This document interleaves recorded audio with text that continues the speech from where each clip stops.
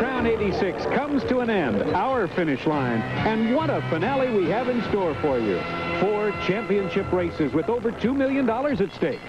We're at magnificent new Garden State Park in Cherry Hill, New Jersey for tonight's crowning episode. When the night began, we started with 56 of harness racing's finest trotters and pacers, headed by Redskin in the 2-year-old Colt and Gelding Pace. Follow My Star is the choice in the 3-year-old filly Pace. And the 3-year-old Colt and Gelding Trot seems like a rematch of the Hambletonian, with Royal Prestige and Nuclear Cosmos battling for the title. And finally, Amity Chef looms the favorite in the 3-year-old Colt and Gelding Pace. Here comes Giorgio D, followed by Sandy Ball. Ball 6 speed is going to win it all. Inside the 8th ball, Practice just dominating this field. He opens to 6. Another Miracle is second. Workaholic closing down along the inside. John Campbell and Practice. They win the 1985 Breeders' Crown and the mile in a new track record.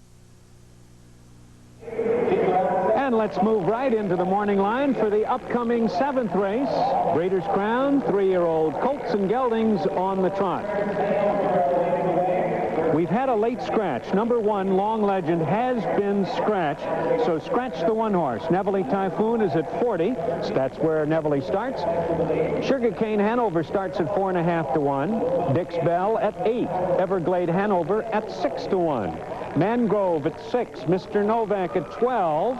Royal Prestige starts at 5 to 2. Interesting that the big horses have drawn toward the outside.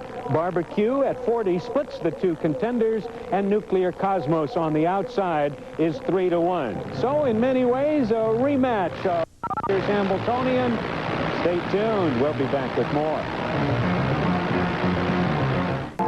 And we are back at Garden State as the 3-year-old Trotters get ready to come out onto the racetrack for their moment in the sun or the frost or whatever. And if it wasn't tough enough to handicap and do shows like this in the cold, we have an interesting handicapping factor. We have the revenge factor in this one. Well, we do. Royal Prestige in the Hambletonian this past August was locked in and never, ever got a shot to try to beat Nuclear Cosmos.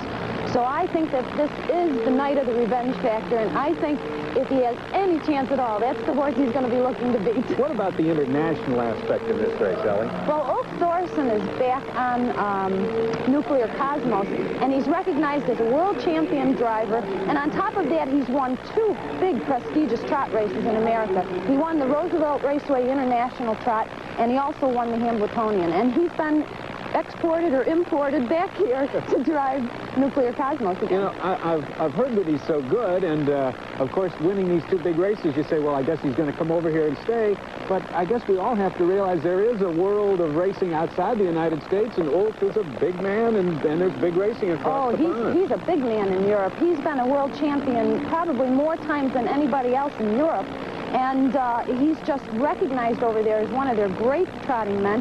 That's all they have over there is trotters, of course. So I don't think he'd want to stay here, to tell you the truth. You know, taking nothing away from the horse, but a lot of people have told me, people that I trust in the business, it was really Ulf who won the Hambletonian more than the horse. Well, the horse definitely got the job done, too. But Ulf went to the front, and he just rated his mile. And, of course, he had what he thought probably was the best horse locked in. It was no contest at that point. He just drove the horse expertly. Now, what about post positions? We see that the 2 big guns are on the outside. We talked about the mile track and not meaning as much, I guess, the outside post positions if this race were held on a half-mile track. But what about 8 and 10? You wouldn't want to be there. You wouldn't want to draw out there. Well, no, you never really want to draw the outside post. But for some reason, when you are on a mile track, it definitely helps.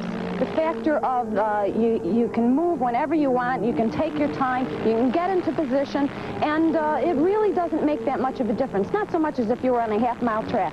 They're on the track now. Let's take a look at the field. As we said, number 1, Long Legend, was scratched, so here we come up with Neville Typhoon and Ed Jingle drives. Well, the only gelding in the field and a track record holder here at Garden State.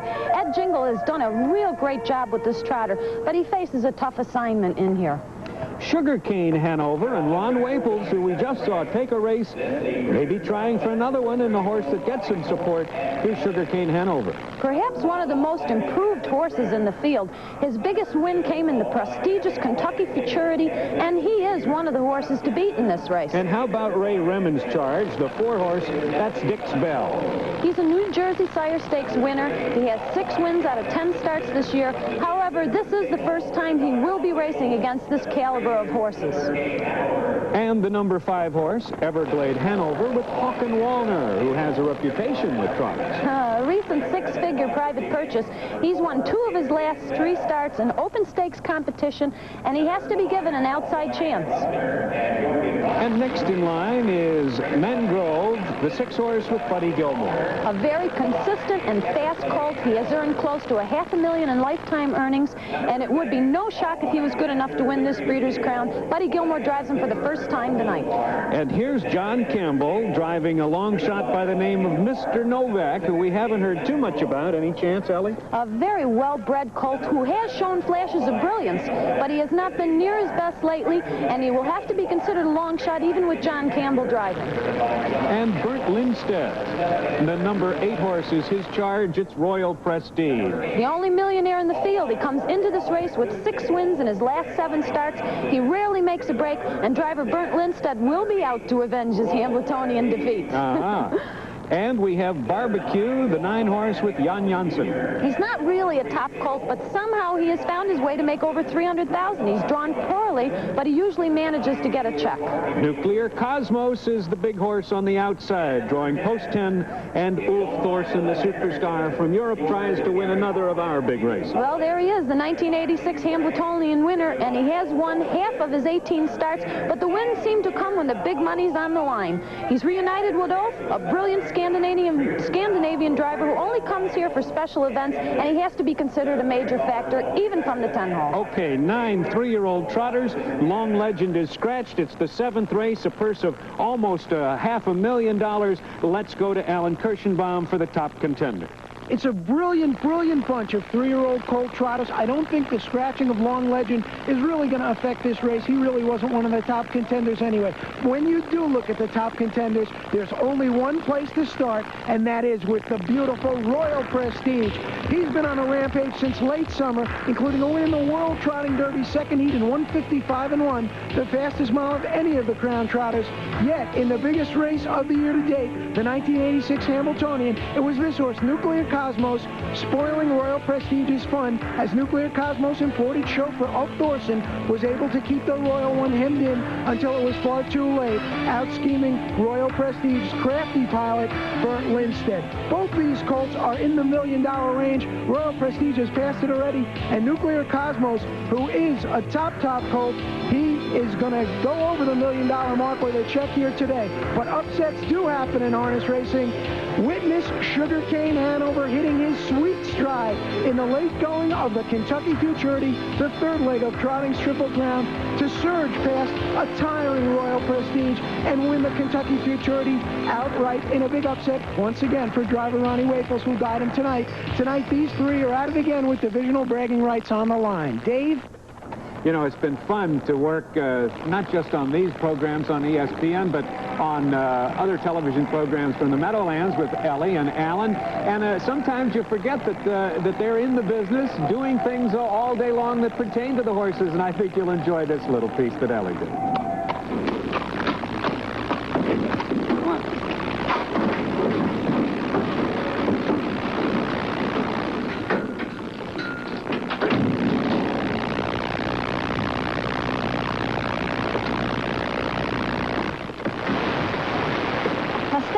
And behave yourself.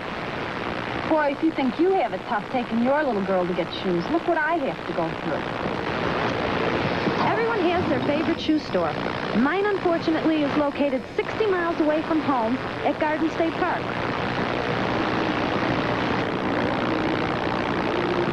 It's fairly simple to find the right size to fit a 5-year-old kid. But when you're dealing with a 5-year-old horse, the process is much more complicated and usually takes more than an hour.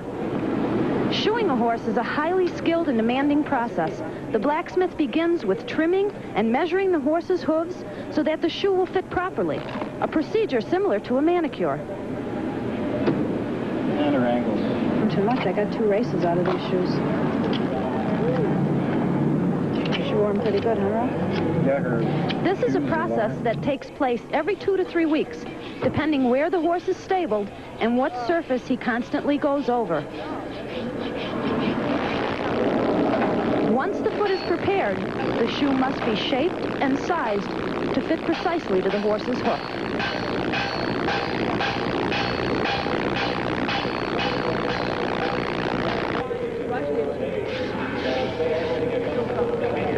Sometimes a pad is even added to the shoe to help cushion the shock of the racetrack.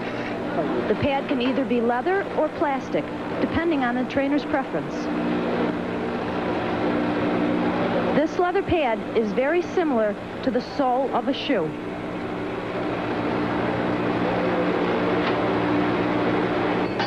The final step is to carefully nail the shoe onto the foot. The blacksmith begins by putting a nail in the center of the shoe and continues all the way around the foot until the shoe is securely fastened. And don't worry, folks, it really doesn't hurt. Well, as you take a look there, you see that Sugarcane Hanover is getting a lot of support. That's the 3-horse. Dick's Bell is at 4-1. The favorite, though, is at 9-5. That's Royal Prestige. And Nuclear Cosmos, hero of the Hambletonian, starting from the far outside, the 10-horse, is 3.5-1. Let's go to Alan Kirschenbaum with special guests in the winner's circle. I'm joined in the winner's circle by 2 of the owners of Royal Prestige. They go under the name of the Workaholics stable. They are Ken Heineken and Chip Gordy, and they are no stranger to the Breeders' Crown winner's circle. They won the first Breeders' Crown ever, the 2-year-old Colt Trot in 1984, with their aptly named horse, Workaholic. Now, you gentlemen went to the yearling sales, and you've always bought fine trotters, but what drew you to Royal Prestige? Well, breeding was the main thing. You know, you have to have a speedy crown to dominate in the major races. And his mare and his dam Rosemary, well, she was a world champion, and you had to go there. I mean, he was a beautiful horse. You loved him, but he didn't come cheap. Did you think you were going to have to go up to $225,000 to buy him? When you're buying speedy crowns out of Rosemary, it costs you an awful lot of money. But anytime you spend $225,000 and you win $1 million, that's a pretty good investment. Most American owners concentrate on buying pacing bred yearlings, yet you've gone the other way and enjoyed a lot of success. Chip, why would you buy trotters instead of pacers? Well, it's simply because there are fewer trotters. It's a bigger challenge. And we felt that with the trainers that we had and the confidence that we had with our driver, Bernd Lindstedt, that we could do well with trotters, and we, in fact, have done well with trotters. Thank you very much. Royal Prestige, the favorite on the board now. We know he's the favorite of these 2 men. Good luck tonight in the Breeders' Crown. Thank you, Alan. Now, as far as the analysis for the race goes, we've seen several times so far in the Breeders' Crown what happens when good horses draw outside posts, and that's what we have here tonight. Royal Prestige has drawn the 8. Nuclear Cosmos has drawn the 10. Both of their drivers like to go on out of there, and Royal Prestige might be the fastest horse out of the gate in the race. Nuclear Cosmos not quite as quick, and because he's not as quick as Royal Prestige, and he has even a farther outside post, it's going to take a lot longer for him to make the top than Royal Prestige. Something else that might be gumming up the works for those 2 is that there are a lot of speed trotters that have drawn inside of them. Dick's Bell will probably be one of the longest shots on the board, but he is a very hot trotter, and he has to go out to the front. He does not race well when the driver is fighting him, trying to restrain him. Mangrove and Mr. Novak have also been known to go on out of there. So sometimes you have to look for a horse who might not be the best horse in the race, but one that is sharp, has drawn inside, and might get the racing luck. The answer, Sugarcane Hanover and Ronnie Waples. He is an excellent horse. He won the Futurity, passing Royal Prestige in this stretch.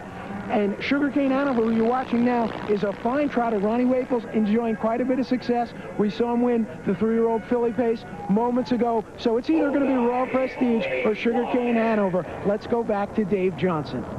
Well, the matchup on the outside, though, is very interesting with Royal Prestige and Nuclear Cosmos both getting support at the mutual windows. Let's take a look at the odds as We get just about a minute before post time. 3-1 for Sugarcane Hanover. 7-5 now for Royal Prestige. And Nuclear Cosmos is 3.5 to 1. My friend Bob Hayden, a handicapper and statistician from the Meadowland, reminded me that it was the 1982 Hambletonian in a matchup between Speedbowl and Jazz Cosmos, who finished 1-2 in the Hambletonian. But then it was Jazz Cosmos, who was second in the Hambletonian, who was a 3-year-old trotter of the year. So there used to be a time, Ellie, when the Hambletonian simply locked up the 3-year-old trotting title, but that's not the case anymore, especially with Breeders' Crown in the picture. That's not the case. You're right, Dave. And at this point in time, it really is a very tough decision to decide who can be the trotter, the 3-year-old trotter of the year, of course. I mean, Royal Prestige, he's got all the makings of a good horse. Nuclear Cosmos, it's really a very tough decision.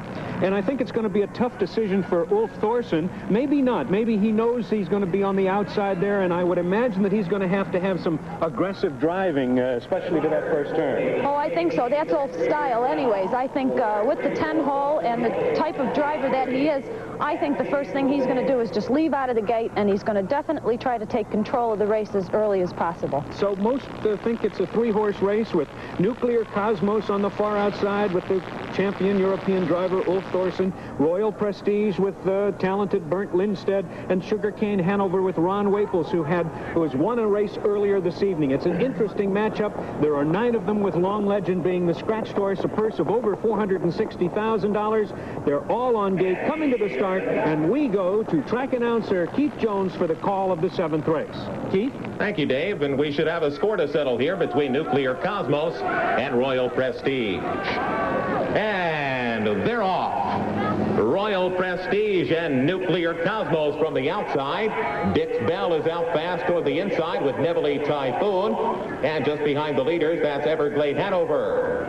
They move into the turn, and from in between horses, Dix Bell driving hard. Dix Bell up to take the lead. Neville Typhoon is second. Royal Prestige now looks to find a spot at the rail third. Nuclear Cosmos has come away trotting fourth, and it's fallen back to Everglade Hanover in the 5th position. Mr. Novak is 6th. Fallen back to Sugarcane Hanover. Barbecue and Mangrove is the early trailer. They open the mile in 28 and 3/5 seconds.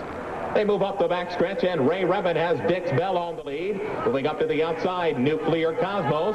Ulf Thorsen now up to challenge with Nuclear Cosmos. Neville Typhoon a close third. Royal Prestige is right there trotting in 4th position. A gap of 2 to Everglade Hanover. Moving up is Mr. Novak with Sugarcane Hanover. On the back to Barbecue and Mangrove the trailer. They go by the half mile, and Nuclear Cosmos has reached the lead. Halfway home in 58 and 1. They move to the far turn, and Nuclear Cosmos is clear by 2. Dix Bell giving chase second, and here comes Royal Prestige now with a challenge. The 2 now have hooked up with 3/8 remaining. Nuclear Cosmos to the inside. Royal Prestige just 3 parts of a length back there on the outside. Dix Bell is third. Moving into contention here is Everglade Hanover, second over. 3/4 in 1:28 and 2.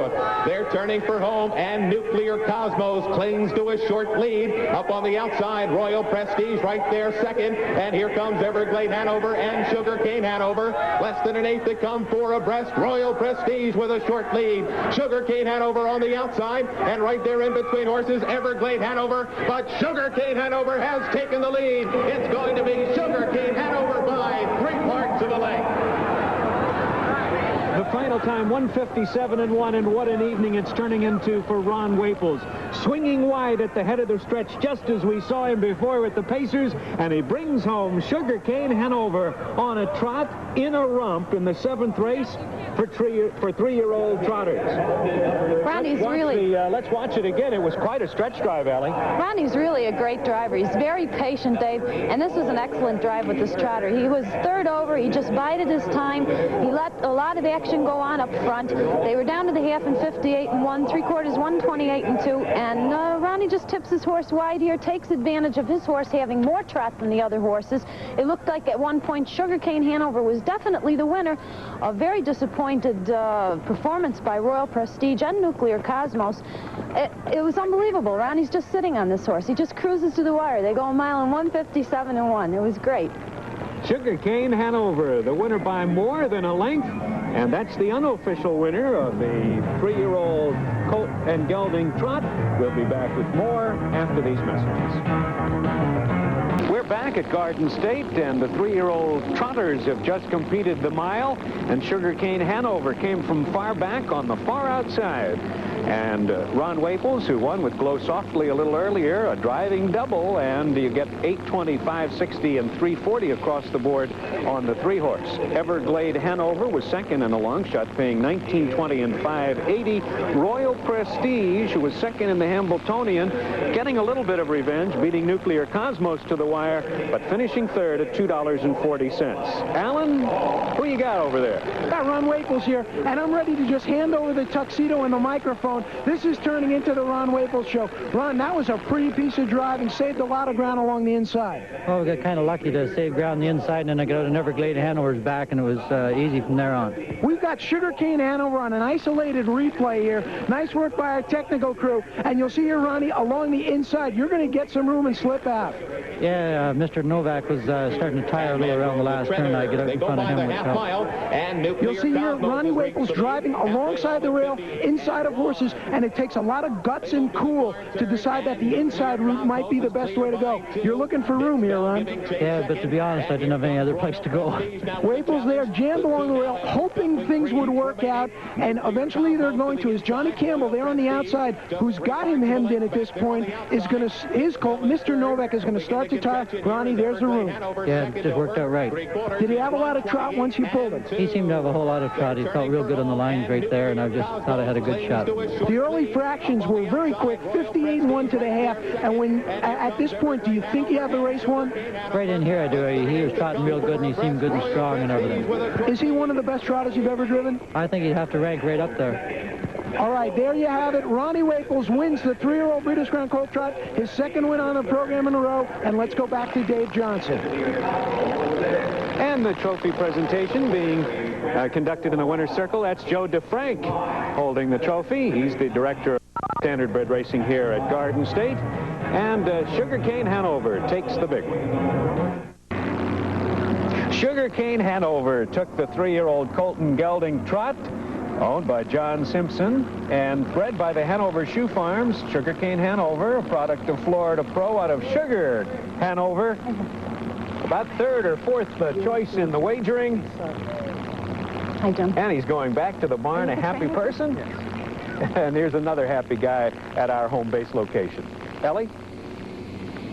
I'm joined with Jim Simpson Jr., the owner and the trainer of Sugarcane Hanover. No, I believe your father owns the horse. Is that right? That's correct. Did you breed this horse? Hanover Shoe Farms Hanover bred the Shoe horse. Farms bred this horse? That was a tremendous race by the horse. Did you expect to go into this race like that and come out of it with such a great win? He's been finishing like that all year, and if he got any kind of a trip, I thought he would have enough trot to beat these horses. I noticed that he had a little bit of a layoff. Did you think that that would affect him in any way? I was concerned about it, but we tried to get him raced and just couldn't find any place to race him. Well, we'd like to congratulate you on a great win for the 3-year-old Trot Breeders' Crown.